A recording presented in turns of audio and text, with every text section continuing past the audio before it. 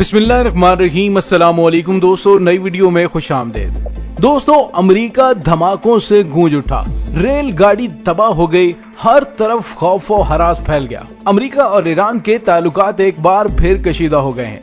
Video की तफसील में जाने से पहले आप देख रहे हैं हकीकत की दुनिया डॉक्टर अली के साथ।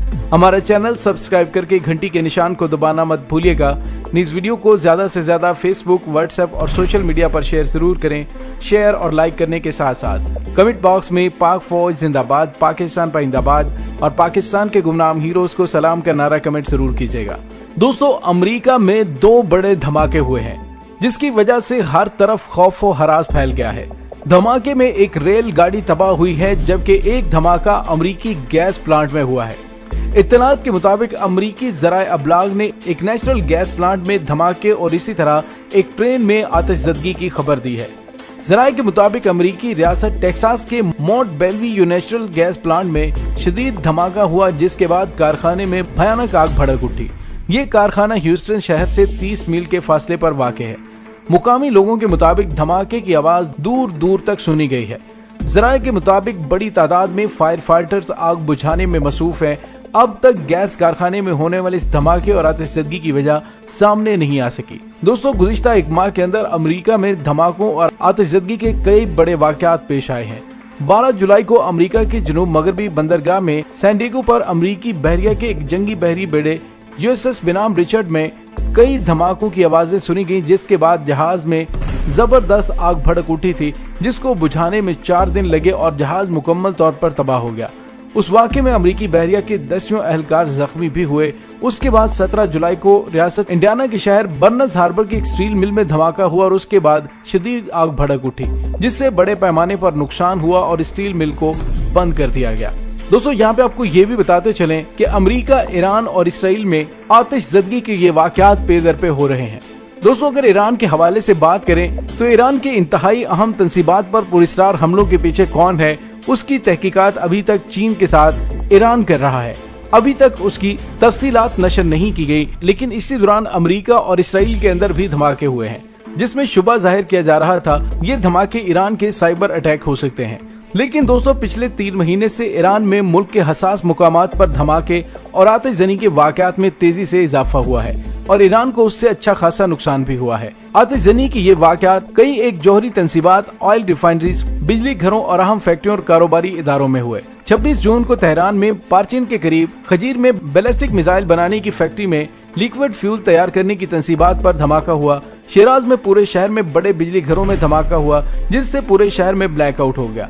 30 जून को तेहरान के एक हॉस्पिटल में धमाका हुआ, जिसमें 19 अफराद जाँ बहक हुए। 2 जुलाई को नतंज में जौहरी तंसीबात पर धमाका और आतिशज़नी हुई। 3 जुलाई को शिराज में खौफनाक आग लगने का वाक़या हुआ। 4 जुलाई को अहवाज के बिजली घर में धमाके और आतिशज़नी हुई। मशहर में करून पेट्रोकेमिकल में कीमियाई माया का इखराज हुआ। दोस्तों, यहाँ पे आपको ये बताते चलें कि माहिरीन की जानिब से ये कहा जा रहा था कि ये मामूली किस्म के वाक़यात नहीं है, ये जानबूझकर करवाए जा रहे थे।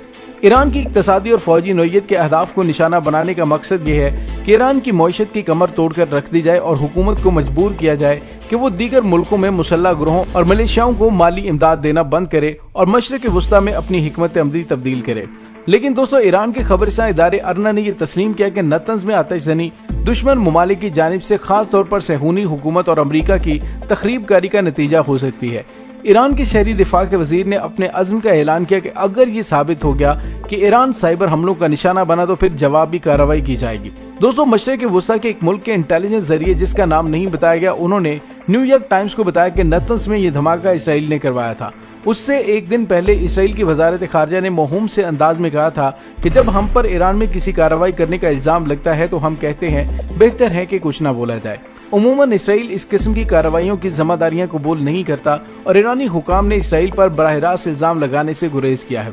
लेकिन दोस्तों, आपको यहाँ पे ये भी बताते चलें कि 2 दिन पहले ईरान ने अबनाए हरमज में जारी एक तरबियती मश्क के दौरान डमी अमरीकी बहरी बेड़े पर मिसाइलों से हमला किया, जिसमें इतनी बड़ी तादाद में असलहे का इस्तेमाल हुआ कि खित्ते में मौजूद 2 अमरीकी बहरी बेड़ों को हुक्म दिया गया कि चौकन्ना हो जाएं।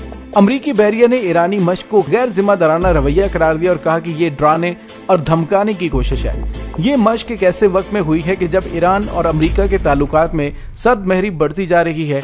ईरान की तरफ से की गई इन तरबियती मशक का नाम पैगंबर मोहम्मद सल्लल्लाहु अलैहि वसल्लम 14 दिया गया और उस मशक की तफसीलात सरकारी तौर पर ज़राए अबलाग पर नशर की जा रही हैं। दोस्तों, इन मशकों में एक ऐसे बहरी बेड़े को इस्तेमाल किया जा रहा है जो अमरीकी बहरी बेड़े जैसा है और उस पर डमी जंगी जहाज भी दिखाए गए हैं। ईरान की जानिब से उस बेड़े पर मिसाइलों का हमला किया जाता है और इसके अलावा हेलीकॉप्टर से किए गए एक मिसाइल के जरिए उस डमी बेड़े को निशाना बनाया जाता है। ईरानी कमांडर मेजर जनरल हुसैन सलामी ने उस मशक पर कहा कि हमने आज दिखा दिया कि हमारी फिजाई और बहरी सलाहियत क्या है। अमरीकी हुकाम ने कहा कि उन्हें खिते में बैलिस्टिक मिसाइल के इस्तेमाल का इल्म हुआ, जिस पर मुत्तहिदा अरब अमारात और कतर में अमरीकी अफवाज को फौरी तौर पर चौकस रहने का हुक्म दिया गया। दोस्तों, ऐसी सूरत हाल में मशरिक़ वुस्ता के अंदर हालात खराब होते जा रहे हैं।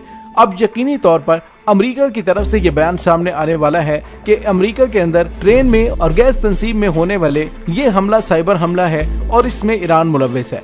दोस्तों, इस वक्त सूरत हाल ये है कि अमेरिकी सदर डोनाल्ड ट्रंप, जो कि नवंबर में होने वाले इलेक्शंस को किसी भी सूरत में जीतना चाहते हैं, उसके लिए वो ईरान के साथ कशीदगी को बढ़ावा देने की कोशिश कर रहे हैं कि ईरान किसी तरह से जंग की जानिब बढ़े या फिर चीन के साथ जंग छेड़ी जाए। और दोस्तों, मैंने अपनी पिछली वीडियो में जिक्र किया था कि शायद अमेरिकी सदर डोनाल्ड ट्रंप सदारती इंतखाबात को मुलतवी न कर दें, और दोस्तों वो बात हर्फ ब हर्फ सच साबित हो रही है। आज की ताज़ा तरीन खबर यह है कि अमेरिकी सदर डोनाल्ड ट्रंप ने नवंबर में शेड्यूल सदारती इंतखाबात मुलतवी करने की तजवीज पेश कर दी है। मुल्क के आइन के मुताबिक इंतखाबात की तारीख तय की गई है और डोनाल्ड ट्रंप की जानिब से ये तजवीज जाहिर करने के बाद डेमोक्रेटिक्स उन पर तनकीद कर रहे हैं। गैर मुल्की खबरसां एजेंसी के मुताबिक अभी ये वाज़ेह नहीं कि डोनाल्ड ट्रंप इंतखाबात में इल्तवा के हवाले से संजीदा हैं या नहीं, जबकि ऐसे किसी भी इकदाम के लिए अमरीकी कांग्रेस से मंजूरी लेना लाजिम है, जो इंतखाबात की तारीख तय करने का इख्तियार रखती है।